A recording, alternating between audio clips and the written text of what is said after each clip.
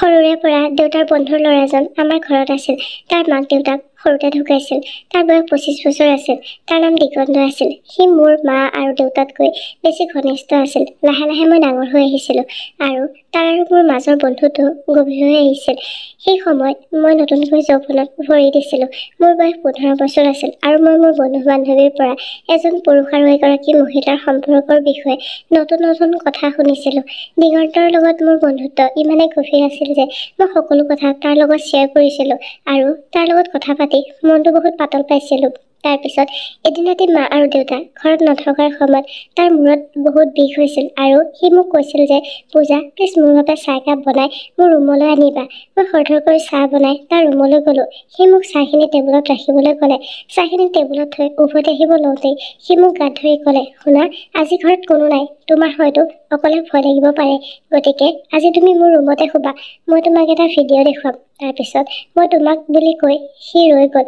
ভিডিঅ'টো চোৱাৰ লগে লগে, নমস্কাৰ বন্ধু-বান্ধৱীসকল, আমাৰ চেনেলৰ অন্য এটা কাহিনীলৈ আপোনালোকক স্বাগতম জনাইছোঁ। মোৰ নাম পূজা আৰু মোৰ বয়স 15 বছৰ।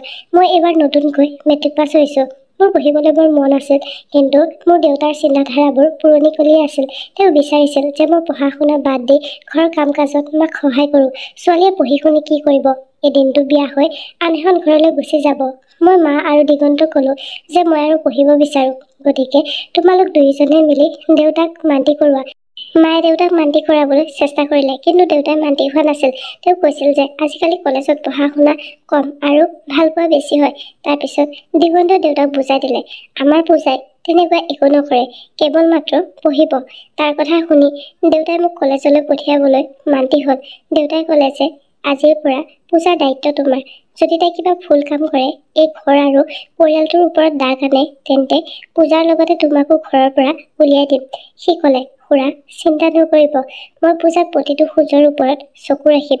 সেই সময়ত মই নাজানিছিলোঁ যে দিগন্তৰ হৃদয়ত মোৰ বাবে কি আছে আৰু সি কিয় মোক ইমান সমৰ্থন কৰি আছে। কিন্তু মই এইটো কথা কেতিয়াও ভবা নাছিলোঁ যে তাৰ লগত মোৰ বন্ধুত্ব ইমান আগুৱাই যাব বুলি।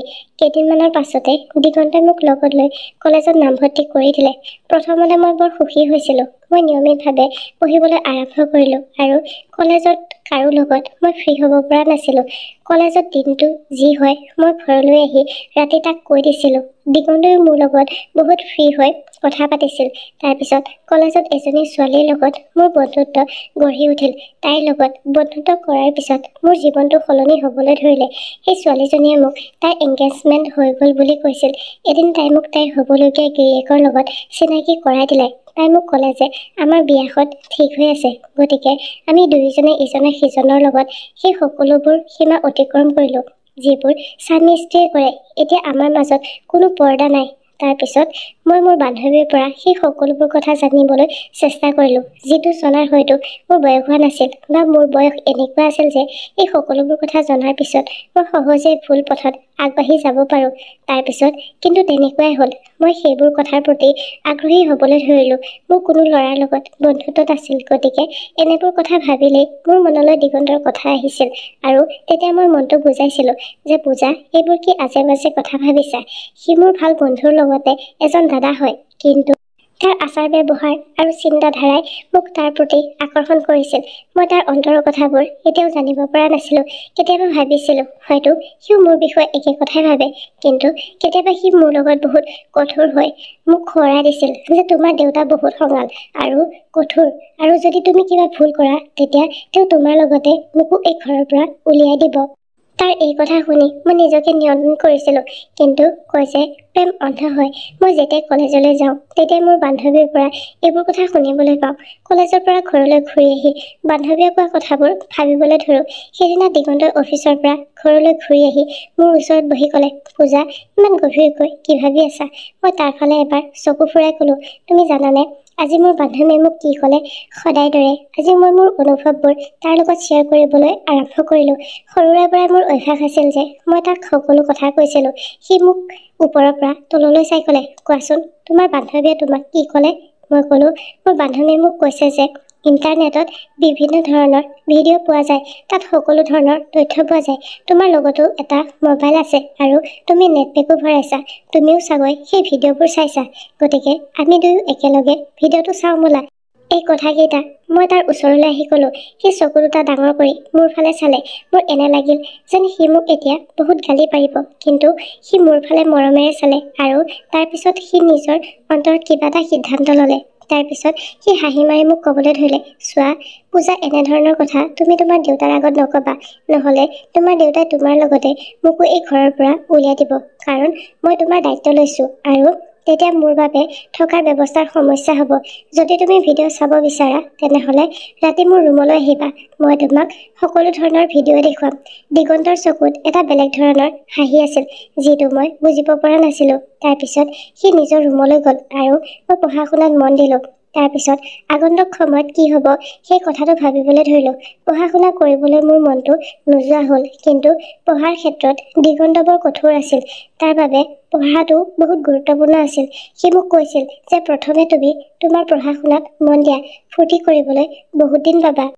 সি কৈছিল যে পঢ়াত ভাল হ'লে তোমাৰ দেউতাই তোমাক বুজিব আৰু তোমাক স্বাধীনতা দিব, তোমাৰ বাবে ঘৰৰ দুৱাৰমুখ সদায় খোলা থাকিব।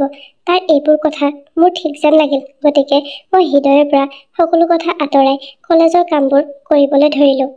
তাৰ পাছত সকলো কাম শেষ কৰি দিগন্তৰ ৰুমলৈ গ'লোঁ। মই তাৰ ৰুমত সোমাওঁতে সি ছোৱালীৰ মেগাজিন চাই আছিল। মোক দেখাৰ লগে লগে সি হাঁহিবলৈ ধৰিলে আৰু মেগাজিনখন লুকুৱাই থ'লে। মই তাৰ ওচৰত বহি ক'লোঁ, দিগন্ত, সেই ভিডিঅ'টো সোনকালে দেখাই দিয়া, নহ'লে দেউতা আহিব। সি ভিডিঅ'টো দেখুৱাবলৈ লওঁতেই দেউতা তাৰ ৰুমলৈ আহিল। দেউতাই মোক ক'লে যে তুমি ইমান ৰাতি ইয়াত কি কৰি আছা? সোনকালে নিজৰ ৰুমলৈ যোৱা। দেউতা বহুত খঙাল আৰু কঠোৰ স্বভাৱৰ আছিল। মই তেওঁক বহুত ভয় কৰিছিলোঁ, গতিকে তেওঁ খঙেৰে এই কথা কোৱাৰ লগে লগে মই মোৰ ৰুমলৈ ঘূৰি আহিলোঁ। তাৰ ৰুমৰ পৰা ওলাই অহাৰ লগে লগে মই ভাবিলোঁ যে দেউতা যেতিয়া দিগন্তৰ ৰুমৰ পৰা যাব তেতিয়া মই আকৌ তাৰ ৰুমলৈ যাম, কিন্তু হয়তো আজি দেউতাৰ তাৰ লগত কিবা গুৰুত্বপূৰ্ণ কাম আছিল, সেয়ে দেউতা বহু সময় ধৰি তাৰ ৰুমতে আছিল। মই ৰৈ ৰৈ কেতিয়া টোপনি গ'লোঁ গম পোৱা নাছিলোঁ। পিছদিনা কলেজৰ পৰা উভতি অহাৰ পিছত মই আগ্ৰহেৰে ৰাতিলৈ অপেক্ষা কৰি আছিলোঁ। ৰাতি হোৱাত মই তাৰ ৰুমলৈ গ'লোঁ, কিন্তু সি ক'লে যে মই এতিয়া অফিচৰ কাম কৰি আছোঁ, তুমি কিছু সময়ৰ পিছত মোৰ ৰুমলৈ আহিবা, তেতিয়া মই তোমাক ভিডিঅ'টো দেখুৱাম। মই ৰাতিপুৱাৰ পৰাই ভিডিঅ'টো চাবলৈ আগ্ৰহী হৈ আছিলোঁ, সেইকাৰণে তাৰ ওপৰত মোৰ অলপ খং উঠিল। মোৰ মোবাইলটোতো নেটপেক এটা ভৰোৱা হৈ আছিল। তেনেতে নতুন নম্বৰৰ পৰা মোৰ মোবাইলত এটা মেছেজ আহিল। মেছেজত পঠোৱা ফটোবোৰ দেখি মই থতমত খালোঁ। মই সেই ফটোবোৰ চাই আছিলোঁ, তেতিয়া আকৌ মেছেজ আহিবলৈ ধৰিলে। তেওঁ অতি ৰোমান্টিক ধৰণে কথাবোৰ লিখি দিছিল, গতিকে ময়ো তেওঁক একেধৰণেৰে ৰিপ্লাই দিবলৈ ধৰিলোঁ। তাৰপিছত মই ভাবিলোঁ যে এই কথাটো মই দিগন্তক কওঁ। মই লগে লগে তাৰ ৰুমলৈ আহিলোঁ, কিন্তু তাৰ ৰুমৰ দুৱাৰখন বন্ধ হৈ আছিল। মই মোৰ ৰুমলৈ উভতি আহিলোঁ। তাৰপিছত আকৌ সেই অচিনাকি ল'ৰাজনৰ লগত কথা পাতিবলৈ ধৰিলোঁ। মেছেজত কথা পাতি থাকোঁতে মই তাক ক'লোঁ যে মই তোমাক চাব বিচাৰোঁ, তুমি ভিডিঅ' কল কৰা, কিন্তু ল'ৰাটোৱে নাকচ কৰিলে। তাৰপিছত যেতিয়া মই মোৰ ৰুমৰ পৰা ওলাই আহিলোঁ তেতিয়া মোৰ চকু দিগন্তৰ ওপৰত পৰিল। সি নিজৰ ৰুমৰ পৰা ওলাই আহি চিৰিৰে টেৰেছলৈ গৈ আছিল আৰু তাৰ হাতত মোবাইল আছিল। মই আচৰিত হ'লোঁ যে ইমান ৰাতি সি কিয় টেৰেছলৈ গৈ আছে। ৰাতি 12 বাজিছিল। যদিও মোৰ টোপনি অহা নাছিল, মনলৈ এটা সন্দেহ আহিছিল যে দিগন্তই মোক নতুন নম্বৰৰ পৰা মেছেজ কৰা নাইতো। এইবোৰ কথা ভাবি ভাবি কেতিয়া টোপনি গ'লোঁ গমেই নাপালোঁ। ৰাতিপুৱাই তাক দেখি এনে লাগিল সি যেন বহুত আনন্দত আছে, মোৰ লগতো হাঁহি মাৰি কথা পাতিছিল। আগতে মই খোজকাঢ়ি কলেজলৈ গৈছিলোঁ, কিন্তু আজি সি মোক কৈছিল যে আজি মই তোমাক মোৰ বাইকেৰে কলেজলৈ লৈ যাম। মই তাৰ লগত কলেজলৈ গ'লোঁ। যেতিয়া ক্লাছ শেষ হ'ল আৰু মই গেটৰ বাহিৰলৈ ওলাই আহিলোঁ, তেতিয়া দিগন্তই মোৰ বাবে অপেক্ষা কৰি থকা দেখিলোঁ। আজি মোৰ মনটো বৰ দুখ লাগি আছিল, কাৰণ বান্ধৱী আৰু মোৰ মাজত কাজিয়া হৈছিল। দিগন্তই বাটত মোৰ দুখৰ কাৰণ সোধাত মই ক'লোঁ যে আজি মোৰ বান্ধৱীৰ লগত কাজিয়া হৈছিল, মোৰ মনটো বহুত বেয়া হৈ আছে। তেতিয়া দিগন্তই ক'লে, ব'লা তেনেহ'লে আজি মই তোমাৰ মনটো ভাল কৰি দিওঁ। দিগন্তই বাইকখন বিৰিয়ানীৰ দোকান এখনত ৰখালে। সি জানে যে মই বিৰিয়ানী খাই বৰ ভাল পাওঁ। তাৰপিছত আমি দুয়ো বহি বিৰিয়ানী খালোঁ। তাৰপিছত মই তাৰ লগত ঘৰলৈ উভতি আহিলোঁ। তাৰপিছত গম পালোঁ যে মা আৰু দেউতা ঘৰত নাই, তেওঁলোকে আত্মীয়ৰ বিয়ালৈ গৈছিল। দিগন্তই মোক সুধিবলৈ ধৰিলে যে তুমি মোক আকৌ সেই ভিডিঅ'টো চোৱাৰ কথা নক'লা যে কিয়? মই তাক ক'লোঁ যে মই সেই ভিডিঅ'টো চালোৱেই। সি হঠাৎ থতমত খাই মোৰ ফালে চাই ক'লে, কেনেকৈ চালা? তোমাৰ তাতচোন কেৱল মেছেজ যোৱাৰহে টেগ আছিলে। মই তাক ক'লোঁ যে মই এজন নতুন বন্ধু পাইছোঁ, সি পঠিয়াইছে আৰু সিয়ে মোক নেটপেক ভৰাই দিছে। মই সেইদিনা ৰাতি তোমাক ক'বলৈ আহিছিলোঁ, কিন্তু তুমি শুই আছিলা। মোৰ কথা শুনি সি গভীৰ চিন্তাত ডুব গ'ল আৰু মোক ক'লে, তুমি যোৱা আৰু কাপোৰ সলাই লোৱা। মই মোৰ ৰুমলৈ আহি কাপোৰ সলাই আকৌ তাৰ ওচৰলৈ গ'লোঁ। তেতিয়া মই দেখিলোঁ যে দিগন্তই মোৰ মোবাইলত কিবা বিচাৰি আছে। মই তাৰ ওচৰ পোৱাৰ লগে লগে সি মোৰ মোবাইলটো টেবুলত থৈ দিলে আৰু তাৰপিছত আমি দুয়ো একেলগে বহি ভাত খালোঁ। ভাত খাই থাকোঁতে সি মোৰ ফালে অদ্ভুত চকুৰে চাই থকা যেন মোৰ অনুভৱ হ'ল। মোৰ এনে লাগিল যেন সি মোক কিবা এটা ক'বলৈ চেষ্টা কৰিছে, কিন্তু ক'ব পৰা নাই। মোৰ চকু তাৰ পৰা মোৰ মোবাইলত পৰিল, কাৰণ আজিও মই সেই অচিনাকি ল'ৰাটোৰ মেছেজৰ বাবে অপেক্ষা কৰি আছিলোঁ। সি মোক এতিয়ালৈ মেছেজ কৰা নাছিল। তাৰপিছত মই মোবাইলটো তুলি লৈ সেই নম্বৰত নিজে মেছেজ কৰিবলৈ ধৰিলোঁ, কিন্তু দিগন্তই মোৰ হাতৰ পৰা মোবাইলটো কাঢ়ি ল'লে আৰু ক'লে যে পূজা, ভাত খাওঁতে মোবাইল ব্যৱহাৰ কৰাটো একেবাৰে ভাল কথা নহয়, সেইকাৰণে মোবাইলটো মোক দিয়া। এই বুলি কৈ সি মোৰ হাতৰ পৰা মোবাইলটো লৈ নিজৰ লগত ৰাখিলে। খৰধৰকৈ ভাতকেইটা শেষ কৰি তাক ক'লোঁ, এতিয়া মোবাইলটো দিয়া। তাৰপিছত সি মোক ক'লে যে আগতে বাচন বৰ্তনবোৰ ধুই মোৰ ৰুমলৈ আহা। মই খৰধৰকৈ বাচন বৰ্তন ধুই কলেজৰ কাম শেষ কৰি তাৰ ৰুমলৈ আহিলোঁ আৰু ক'লোঁ, মোক মোবাইলটো দিয়া, মই সেই বন্ধুজনৰ লগত কথা পাতোঁ।